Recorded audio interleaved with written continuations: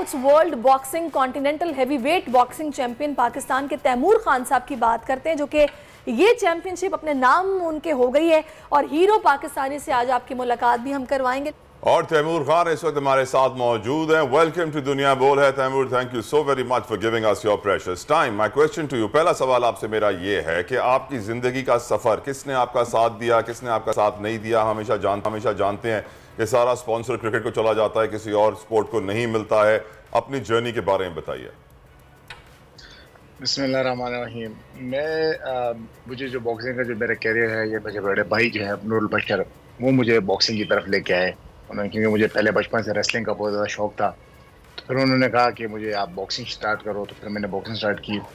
और फिर मेरा एमेच्योर बॉक्सिंग का जो कैरियर था वो काफ़ी टफ था, काफ़ी ज़्यादा मुश्किलात थी मेरी पाकिस्तान में, क्योंकि पाकिस्तान में जो बॉक्सिंग है वहाँ पर बहुत ज़्यादा पॉलिटिक्स है।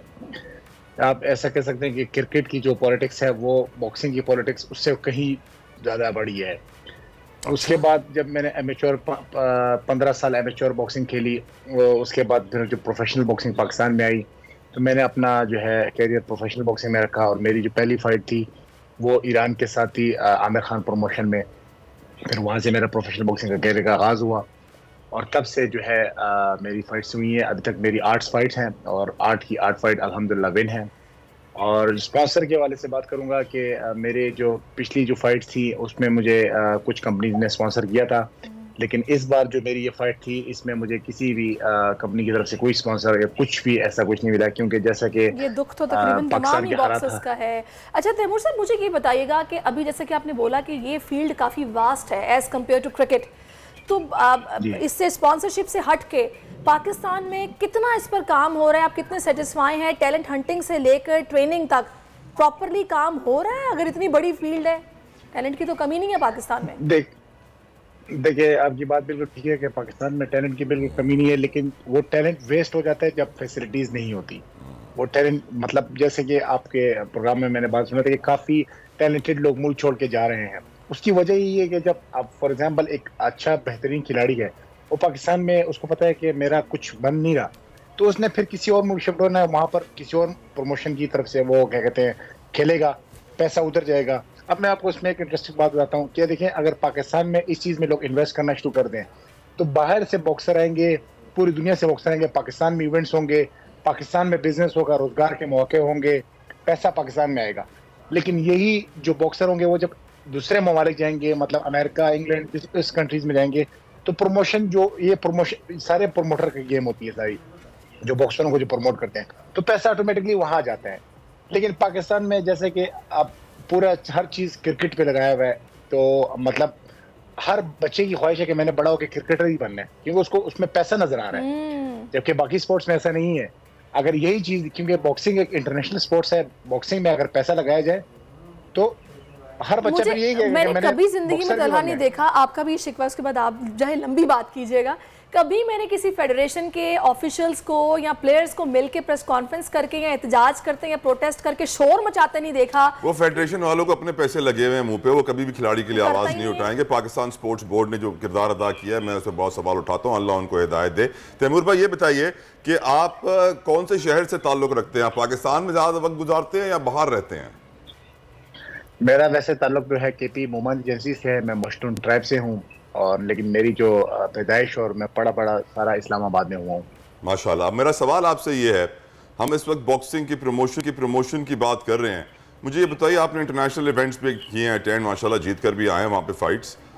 पाकिस्तान में इंटरनेशनल लेवल की रिंग्स कितनी हैं? आप ये मुझे बता सकते हैं कि क्या हमारे पास इंफ्रास्ट्रक्चर है कि हम कॉम्बैट स्पोर्ट्स को प्रमोट करें? देखिए पाकिस्तान में अभी मैं आपको मजे की बात बताऊं कि पाकिस्तान में जितने भी ये जो बॉक्सिंग के जो प्रोडक्ट्स हैं वो सारे पाकिस्तान में बन रहे हैं। इंटरनेशनल जितने भी एक्सपोर्ट्स हो रहे हैं वो सारे पाकिस्तान में बन रहे हैं। RDX हो गया, ग्रीन हिल हो गया, नाइकी, एडिडास हो गया, ये सारे जो बॉक्सिंग की मतलब सॉरी RDX और जो ग्रीन हिल सामान होता है, बॉक्सिंग ग्लव्स वगैरह, ये सामान है, वो सारा पाकिस्तान में बन रहा है। लेकिन वो पाकिस्तान में उस तरह का एक मतलब एक मौके मैसर नहीं है कि लोग बाहर से आए और यहाँ पर फाइट्स करें, क्योंकि यहाँ पर मतलब वहाँ पर एक जैसे कि आपने कहा कि इंफ्रास्ट्रक्चर यहाँ पर उस तरह का मौजूद नहीं है। कितनी रिंग्स होंगी पाकिस्तान में इंटरनेशनल लेवल की तैमूर भाई? सॉरी, इंटरनेशनल लेवल की रिंग्स कितनी होंगी पाकिस्तान में?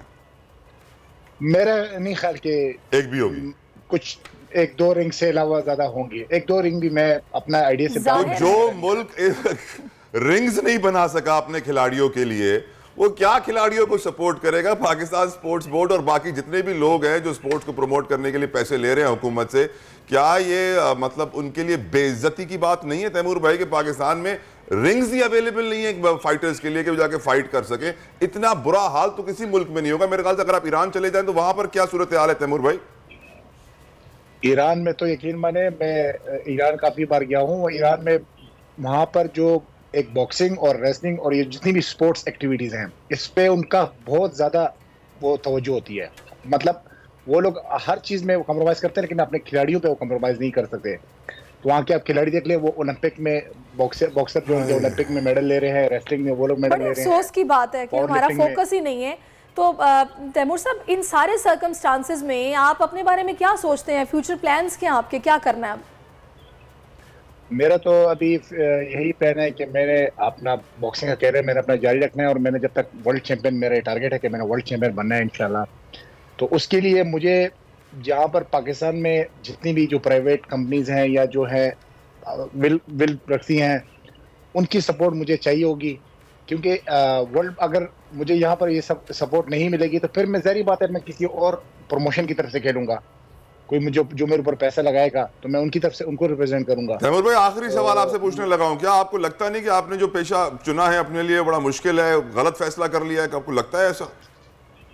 नहीं, मुझे बिल्कुल ऐसा लगता है, क्योंकि मुझे हमेशा प्राउड फील होता है। क्योंकि जब मैं अपने मुल्क के लिए फाइट करता हूं तो मुझे जो इज्जत और जो प्यार मिलता है, मुझे उस पे बहुत चले जी, मोर पावर टू यू। बड़ी खुशी की बात है और हम सब आपको सराहते हैं और अल्लाह ताला आपको मजीद कामयाब और अपील करते हैं कि मुखैर हजरात, कॉर्पोरेट प्लीज आगे बढ़िए, क्रिकेट के अलावा किसी और खेल को भी सपोर्ट कीजिए। कब तक गुलामी करेंगे क्रिकेट की और बाकी खेलों को तबाह करेंगे?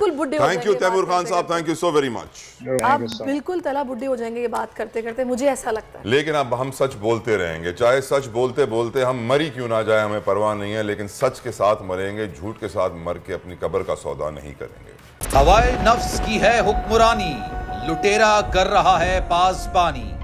बोल न्यूज के मार्केटिंग हेड आकाश राम ताहा लापता, तफ्तीशी इदारे जवाब देने से कासिर, अहले खाना परेशान, बेटे की जुदाई में माँ गम से निढाल।